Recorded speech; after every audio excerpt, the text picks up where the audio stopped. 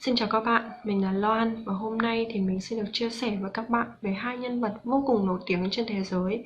Thứ nhất đó là đại thi hào nước Nga Pushkin và thứ hai đó là thiên tài vật lý Stephen Hawking. Về Pushkin thì ông sinh năm 1799, mất năm 1837 tại Nga. Ông sinh ra trong một gia đình có bố là quý tộc sở hữu rất nhiều đất đai, còn mẹ là một nô lệ da đen.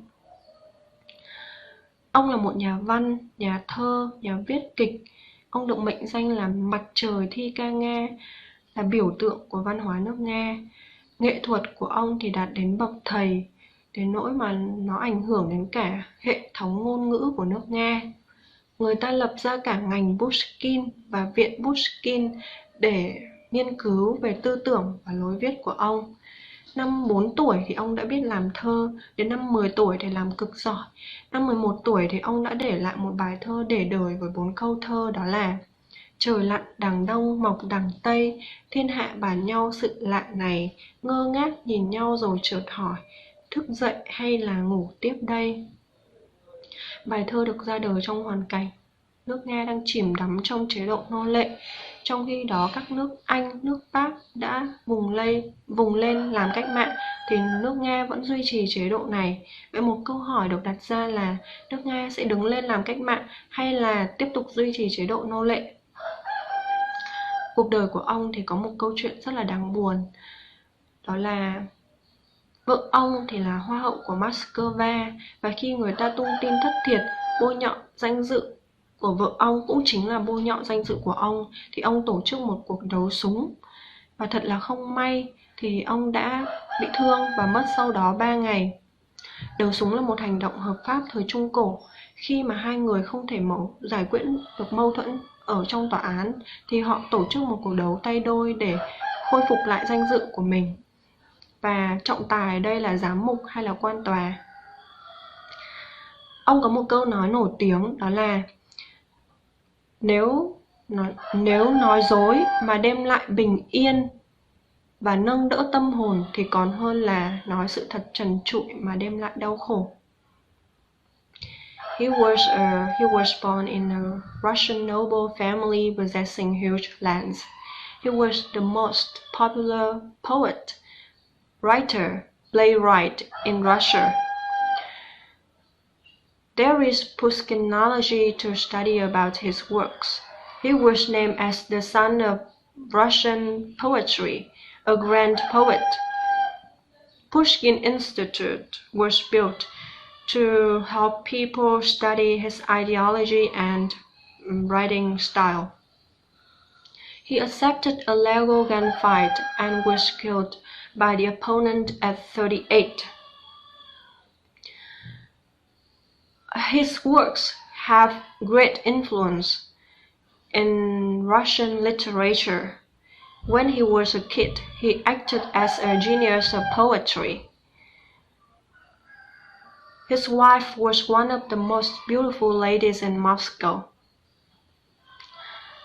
He was believed to be a cultural innovator in Russia. Okay, bây giờ mình xin được nói về Stephen Hawking. Stephen Hawking sinh năm 1942, mất năm 2018 tại Anh. Ông là một giáo sư vật lý nguyên tử, một thiên tài vật lý, khám phá ra các hố đen của vũ trụ. Ông là một nhân vật đặc biệt đến nỗi mà 6-7 tỷ người thì mới có một người như ông. Chỉ số IQ của ông thì ngang bằng với Einstein là 160. Năm 16 tuổi thì ông đỗ đại học Oxford, đến năm 21 tuổi thì ông mắc một căn bệnh xơ cứng teo cơ. Sau đó bị bại liệt và phải ngồi xe lăn cả đời. Không những thế, ông lại mắc thêm căn bệnh viêm phổi. Các bác sĩ đã phải phẫu thuật mở khí quản để cứu lấy mạng sống của ông. Nhưng sau đó thì ông lại không nói được. Có những thời điểm bác sĩ đã khuyên gia đình là nên chấm dứt sự sống của ông tại đây để cho ông không phải chịu thêm nhiều đau khổ hơn nữa. Nhưng mà vợ ông đã ngăn cản để giữ lại mạng sống của ông. Có một bác sĩ bạn ông vô cùng yêu mến ông đã tặng ông một chiếc máy đọc giọng nói nhân tạo.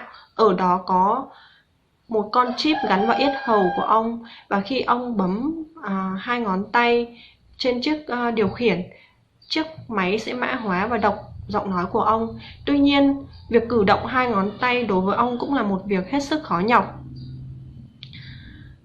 Thật kỳ diệu, ông đã sống đến năm 76 tuổi, ông đã làm việc, đã cống hiến hơn rất nhiều người bình thường và để lại một tác phẩm để đời, đó là cuốn Lược sử thời gian, được xuất bản năm 2016 với hơn 12 triệu bản. Tuy bệnh tật nhưng ông là một người lạc quan, hài hước, tếu táo đến mức hiếu động. Ông thích nhạc rock và thích nhảy nhót trên chính chiếc xe lăn của mình. Có một hôm Thái tử Charles đến thăm và ông đã biểu hiện sự vui mừng bằng cách là cho xe lăn quay vài vòng và đến nỗi mà va vào cả chân của Thái tử. Không ngờ một người như vậy lại là một thiên tài vật lý và là một biểu tượng của ý chí sống mãnh liệt. Câu nói nổi tiếng của ông đó là: cho dù hoàn cảnh có khó khăn đến đâu đi chăng nữa thì vẫn có một việc mà bạn có thể làm và thành công với nếu bạn không bỏ cuộc. He was an English theoretical physicist, a cosmologist. All of the world scientists respect him, and his popularity is so well as instant. He was diagnosed with a rare disease in 1963. He was gradually paralyzed over the decades. Finally, he had to sit on the wheelchair and suffer oral impairment permanently.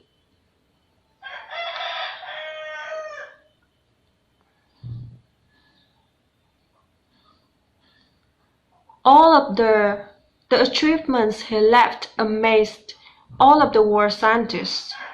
A Brief History of Time was one of his bestsellers. In spite of unexpected catastrophe, he lived so resiliently.